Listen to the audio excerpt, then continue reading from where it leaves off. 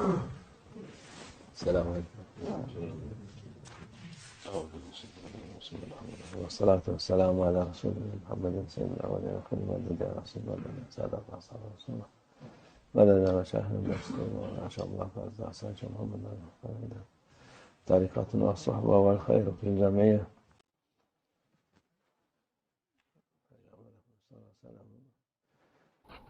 ہم نے کل رسول اللہ صلی اللہ علیہ وسلم کی حدیث پڑھی جس میں وہ مسجد بنانے کی بات کرتے ہیں۔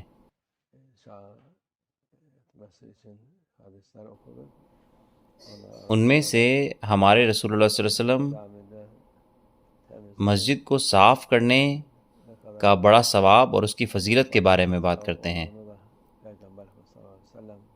مسجد کو صاف کرنا اور گندگی ہٹانا وہاں سے حوروں کے لیے جہیز ہے۔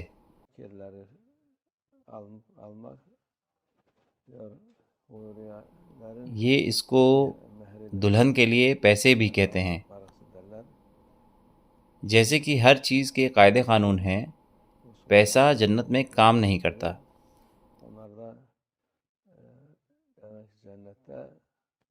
اس دنیا میں جو آپ عمل کرتے ہیں وہاں پر ان کی قیمت ہے۔ اس دنیا میں آپ جو عمل کرتے ہیں وہ زیادہ قیمتی ہیں سونے اور چاندی سے۔ آخرت میں جنت جن چیزوں سے سجائی جائے گی وہ ہیں جواہرات، چاندی، سونا، ہیرے اور نایاب پتھر۔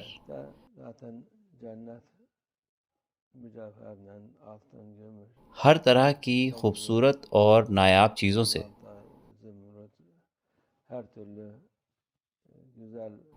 پیسہ وہاں کام نہیں کرتا، اور وہاں پر پیسہ اس لیے نہیں ہے کیونکہ پیسہ لوگوں کے لیے امتحان ہے، اور یہ دنیا امتحان کی جگہ ہے۔ آپ کو اس پیسے کو اس دنیا میں ہی دینا ہے۔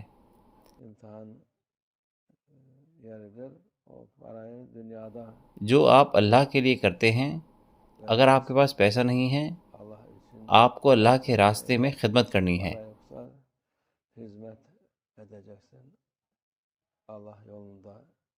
مسجدوں میں یا باہر جہاں بھی ہو، جو بھی آپ خدمت اللہ کی رضا کے لیے کریں گے، اللہ عز و جل آپ کو اور مقام اور خوبصورتی دے گا جنت میں۔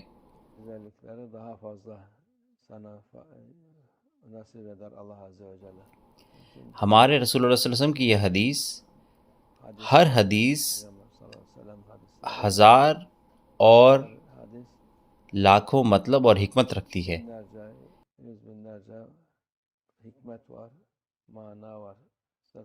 یہ صرف حوروں کے لیے جہیز نہیں ہے، یہ ایسا کہا گیا ہے، لیکن اس کی حکمت اس سے پرے ہے۔ ہمارے رسول اللہ صلی اللہ علیہ وسلم نے اس طرح سے بولا جس سے کہ لوگ سمجھیں،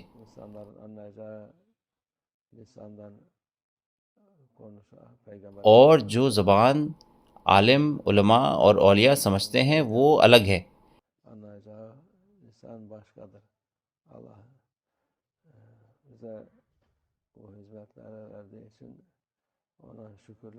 اللہ کا شکر ہے